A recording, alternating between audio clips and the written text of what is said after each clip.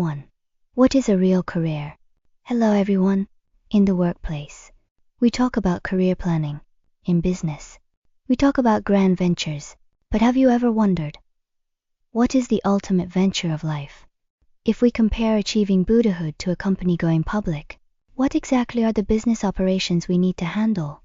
Today, we are exploring a theme shared by the Buddha Activity Association of Australia regarding the 10 Buddha deeds mentioned in the Mahavaipulia Buddhavata Sakastra. This isn't just a blueprint for bodhisattvas.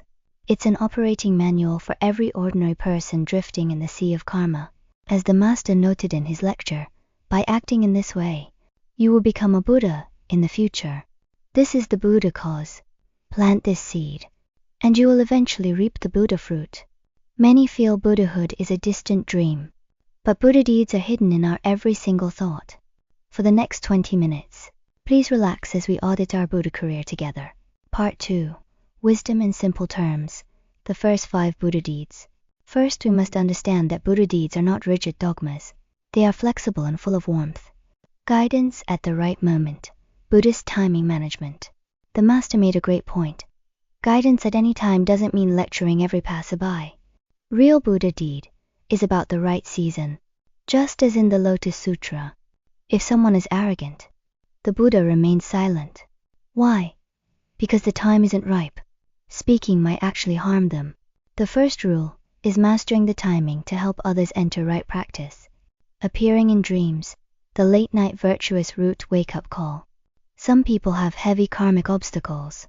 When awake, their minds are so cluttered they couldn't see a Buddha standing right in front of them. So the Buddha uses dreams. The master says these dream encounters aren't for nothing.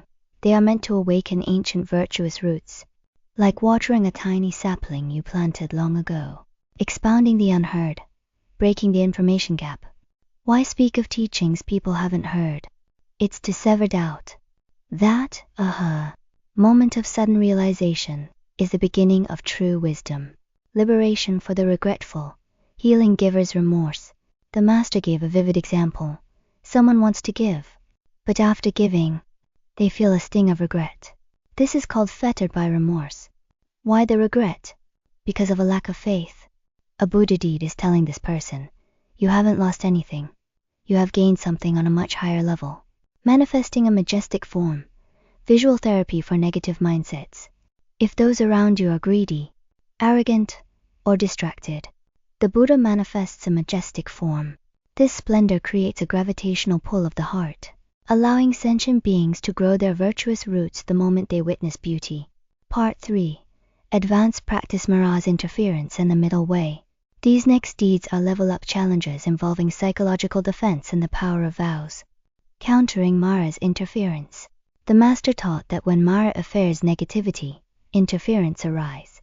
A bodhisattva uses sound and skillful means to counter them, specifically doing so without harming or annoying others. This is great dignity.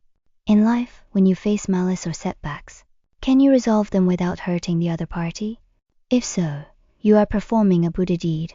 The most puzzling part. Why avoid the lower vehicles? The text contains a striking point. Bodhisattvas are urged not to let beings enter the fixed positions of the 2 vehicles arhats pratyeka Buddhas. Aren't arhats good? The master explains. The 2 vehicles are like a luxury summer resort. Once you go in, you never want to leave. If you attain that eternal, private bliss, it becomes hard to give it up to accompany suffering beings. Thus, a true Buddha deed is keeping your beginner's heart and refusing to escape this noisy world. The power of vows. Don't spoil the truth. A bodhisattva won't fully reveal the state of liberation if a person's nature isn't ready. Why? Because it would trigger doubt or wild speculation. Withholding is a form of responsibility. Practicing the absolute and the relative. The master emphasized this core logic. The absolute is the essence, the mind that is as unmoving as the void. The relative is the application manifesting birth, teaching others, and beautifying Buddha lens. A bodhisattva knows everything is like a dream, yet works tirelessly to teach. They know they are already enlightened. The self-nature is inherently Buddha, yet they still seek all-encompassing wisdom. This state of knowing it is an illusion, yet giving it your all is the highest Buddha deed. Part 4. Life QA. Hatred, Pain, and Yaya Data. At the end of the lecture, the master addressed some painful modern questions. One woman spoke of her hatred for men and her deep sense of humiliation. The master's advice was blunt. Stop soaking in the sea of karma. Pursue your true nature. He cited the famous story of Yaya Data. One morning, Yaya Data looked in a mirror and saw his head. But when he reached up, he couldn't see or feel his head due to a momentary delusion. So he ran around frantically, screaming that he had lost his head. The master uses this to show that afflictions arise without a real cause. If you are crying over someone's betrayal or hypocrisy, you are Yaya Data, looking for a head that was never lost. Your pure nature has never been taken from you. Hatred is just an optical illusion from looking in the mirror. If you can observe that afflictions are causeless, they become like smoke in the air, rootless and easily scattered. What if a colleague is full of wrong views? The master's wisdom: do not correct them with words. Just observe. The time is not ripe. They won't believe you. What you can do is make a vow that all beings may leave wrong views behind. That vow itself is a Buddha deed. Part 5. Conclusion. I haven't done it all, but I am on the way. The master ended with a very humble, human admission. With sincere repentance, I admit I haven't done it all yet. This gives us immense comfort. Buddhahood is a journey, not a single moment. Even if we lack much right now, or even feel rebellious, as long as we have a heart of shame and remorse, reappatrapya, and are willing to dedicate our daily lives to this wish for Buddhahood, we are strengthening the force of the cause.